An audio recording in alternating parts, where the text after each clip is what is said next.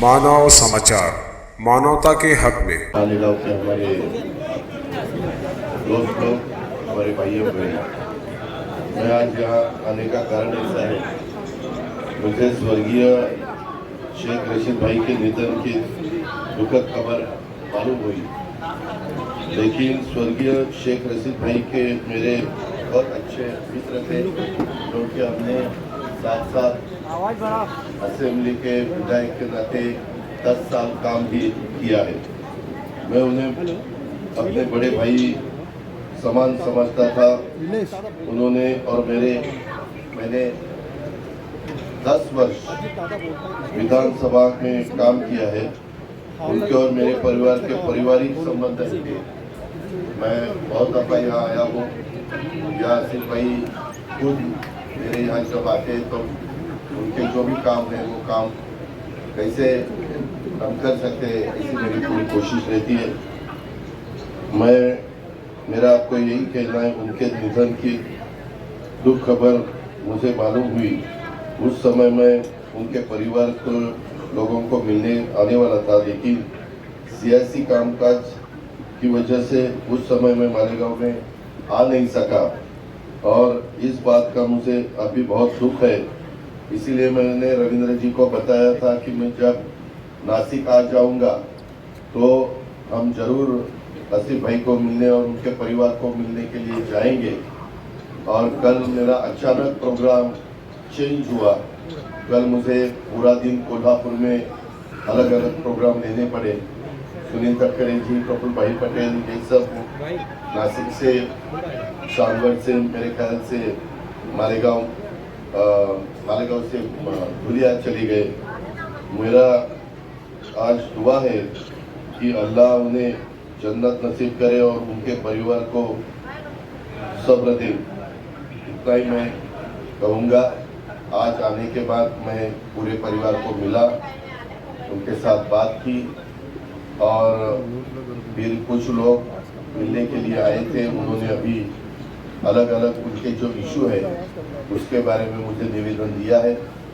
मैं ट्यूसडे को ही ज़्यादा करके बिजली के बारे में मैंने मीटिंग लगवाई। मैंने आसिफ भाई को रिक्वेस्ट की कि आप भी 1-2 लोगों को लेकर वहाँ आ जाना, क्योंकि कल मैं इसलकरंजी में सुबह था। इसलकरंजी के लोग भी मुझे मिलने के लिए आए थे। अपना यंत्रमाग हो या कोई भी टेक्सटाइल का काम हो जो ज़्यादा से ज़्यादा इसलकरंजी में चलता है, मालेगांव में चलता है, भिवंडी में चलता है, इसीलिए उनको मदद होनी चाहिए। ये मेरा येवला में भी मैं गया था, तब पैठनी वहाँ बहुत अच्छी तरह से सारी वहाँ तैयार की जाती है। तो येवला, मालेगांव, भिवंडी एंड इसलकरंजी, ऐसे हमारे लोगों को मदद होनी चाहिए। मैं डिप्टी चीफ मिनिस्टर के नाते सब में ध्यान देने वाला हूँ और उसमें से रास्ता निकालने वाला हूँ। बाकी के भी अलग अलग इशू है, टीचर्स लोगों के है या बाकी और भी उन्होंने अलग अलग, ये अभी नया बिल आ रहा है पार्लियामेंट में हमारी वक्फ बोर्ड की लैंड के बारे में, तो वो अभी जॉइंट सिलेक्शन कमेटी के सामने वो इशू जाने वाला है। उसमें अपोजिशन वाले, रूलिंग पार्टी वाले, राज्यसभा के, लोकसभा के सभी मेंबर इन्वॉल्व होंगे। मैं राष्ट्रवादी कांग्रेस पार्टी के प्रेसिडेंट के नाते इतना ही आपको कहूँगा, अगर वक्फ बोर्ड के वो बिल में कहीं अपने ऊपर अन्याय हो रहा है, ऐसा कुछ डाला होगा, तो हम उसमें से एनडीए के मेंबर के नाते मैं खुद उनके साथ बात करूंगा। नीतीश कुमार जी है, चंद्रबाबू नायडू है, चिराग पासवान है, खुद अपने महाराष्ट्र के चीफ मिनिस्टर एकनाथ जी शिंदे जी है। हम सब मिलके इसके बारे में चर्चा करेंगे। लेकिन जो भी काम महाराष्ट्र में या दिल्ली में हो रहा है केंद्र में, उसके बारे में कहीं किसी भी जमात के ऊपर अन्याय नहीं होना चाहिए। ये हमारी राष्ट्रवादी कांग्रेस पार्टी की कोशिश रहेगी। हमने अभी जो भी एक पार्टी, जैसे हमने मराठा और ओपन कैटेगरी के लोगों के लिए सारथी निकाला, ओबीसी लोगों के लिए महाज्योति निकाला, बैकवर्ड कास्ट के लिए, शेड्यूल कास्ट के लिए पार्टी निकाला, नातन समाज के लिए आरटी निकाला, हमारा आदिवासी लोगों के लिए टारटी निकाला। वैसे बहुत दिन खाली चर्चा ही होती थी कि माइनॉरिटी के लिए भी मार्टी निकालना चाहिए, और वही हमने मेरे ख्याल से 10-15 दिन पहले की कैबिनेट में डिसीजन लिया। मौलाना आज़ाद महामंडल को भी भाग भांडवल के रूप में मैंने 1000 करोड़ रुपए की घोषणा की, और जो गारंटी गवर्नमेंट की रहती है, मौलाना आज़ाद महामंडल के लिए गवर्नमेंट की गारंटी 30 करोड़ के लिए थी, लेकिन अभी वो हमने 500 करोड़ रुपए की है। ऐसे बहुत से अच्छे जो भी सुझाव थे, डिमांड थी, ऐसे वो डिमांड पूरी करने की मेरी और हमारी सब साथियों की कोशिश की, और उसमें हम सक्सेस हो रहे हैं। अभी भी कुछ इशू मुझे कान पे डाले हैं आसिफ भाई ने, उसके बारे में भी मैंने जल्द से जल्द, मैं अभी डिक्लेयर नहीं करूँगा, लेकिन आपको ही पता चलेगा कि ये राष्ट्रवादी कांग्रेस पार्टी ने ये भी काम किया है। ऐसे सेक्युलर विचारधारा लेके हम आगे जाना चाहते हैं, हम सबको मदद करना चाहते हैं।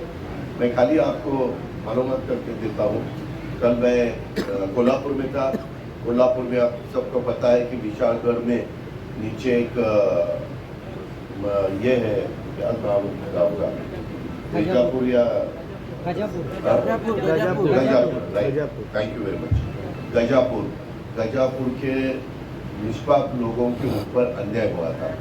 किसी की स्कूटर जला दी, किसी के कार कांच तोड़ दी, घर में नुकसान किया। तो पहले ये होने के बाद तुरंत मैं वहाँ गया, वो सब देखा, सबको सपोर्ट किया। सब हमारा एसपी थे, कलेक्टर थे, सीओ थे, सभी ऑफिसर्स लोग थे, और मैंने वो देखने के बाद जिनका नुकसान हुआ है उनका कुछ भी दोष नहीं था, वो सब निष्पाप लोग थे। फिर हमने तुरंत उनके हाथ में पर फैमिली 50-50 हज़ार रुपये दिया। फिर बाद में मेरी और मुस्लिम साहब की बात हुई, वो वहाँ के गार्डियन मिनिस्टर हैं, तो फिर राष्ट्रवादी कांग्रेस पार्टी की तरफ से सेकंड हफ्ता हमने 50,000 रुपये का दिया, और फिर उनको ऑफिसर्स को मैंने बताया इस सब का पंचनामा करना। पंचनामा करने के बाद हमारे यहाँ प्रस्ताव आया, और कल मेरे ख्याल से ये सभी फैमिलीज को मिलके हमने 1.5 करोड़ रुपए का जो भी उनका नुकसान हुआ है उसके बारे में मदद की। वो सब चेक लेने के लिए आए थे। ऐसे जब भी कभी किसी भी कम्युनिटी के ऊपर अन्याय हो जाता है तो हम तो तुरंत वहाँ जाके उनके पीछे खड़े हो जाते हैं, उनको सपोर्ट करते हैं, क्योंकि विलोपन छत्रपति शिवाजी महाराज के ज़माने से उन्होंने सब लोगों को साथ लेके, जैसे हम मराठी में बोलते हैं 18 पगड़ जाति 12 बलुतेदार, सभी जाति के वर्गों के लोगों को हम साथ लेके जाना चाहते हैं। ये मेरा वादा है। आज ये सब काम के लिए स्वर्गीय शेख रशीद भाई के निधन के बारे में उनके परिवार को मिलने के लिए आया था। आप भी मिले, इसीलिए मैंने आपके सामने 2 बात रखने की कोशिश की। धन्यवाद। जय हिंद, जय महाराष्ट्र।